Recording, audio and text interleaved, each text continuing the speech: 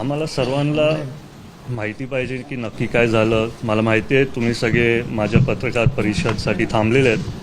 ते पुढच्या आठवड्यात होणार आहे आणि त्या पत्रकार परिषदेत मी जे काय माझ्या मनातलं आहे आणि जे काय माहिती आहे मी तिथं तुम्हाला सगळ्यांना देईल. परंतु दादा, तुम्हालाही वाटतं का अजित पवार यांचा मृत्यू जो आहे तो केवळ अपघात नाही तर घातपात आहे?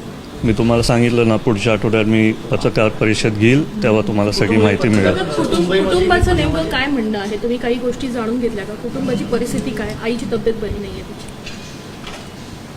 त्यांच्या पिंकी मालींच्या आईंशी आम्ही आता बोललो. एक मुलगी नाहीतर मुलाचं आणि आईवडिलांचं नात एवढं जवळचं असतं की मला पण माहिती, मी पण एक मुलगा आहे. हे दुःख काय एवढं सहजासहज मनातनं जाणार नाही आहे. आणि आता आम्हीच सगळे एक कुटुंब म्हणून एकमेकांची काळजी घेणार. त्याच्यामुळे मी त्यांच्याशी बोललो. ते आज इथं रोहित दादा जे त्यांच्या मनात आहे त्यांची जशी माहिती काढतात ते काढतात. आणि सगळेच महाराष्ट्रातले कार्यकर्ते असतील, दादांचे प्रेमी लोक असतील, सगळ्यांनाच माहिती पाहिजे की काय झालं आहे.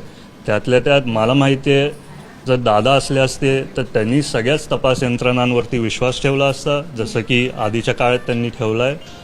आणि आता पुढे जेव्हा नवीन अहवाल येईल त्याच्यातनं आपल्याला जी माहिती मिळेल त्याच्यातनं बघू काय आपल्याला माहिती मिळते. परंतु VK सिंग जबाबाला येतात, परंतु ज्या VSR कंपनीचे फक्त 4 विमानं ग्राउंड केली जातात. VSR कंपनीच्या बाबतीत अनेक हलगर्जीपणा आहे. आता त्या कंपनीची विमानं स्वतः मुख्यमंत्री देखील वापरतात आहेत. तुमच्या मातोश्री अर्थात उपमुख्यमंत्री सुनेत्रा पवार या देखील नाशिकला त्याच विमानाने प्रवास. त्या दिवशी मला माहिती आहे ते झालं.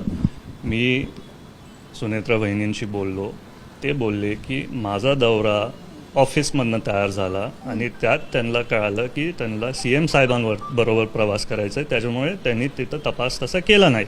हे माझ्या जेव्हा कानावरती आलं मी स्वतःच आपल्या बहिणींच्या ऑफिसमधल्या सगळ्याच अधिकाऱ्यांशी बोललो की ह्याच्यापुढे जरी पुढचे काय विमानांची प्रवास असतील ते VSRच्या कंपनी कधीच होऊ शक्य नाही आणि ते होणार नाही.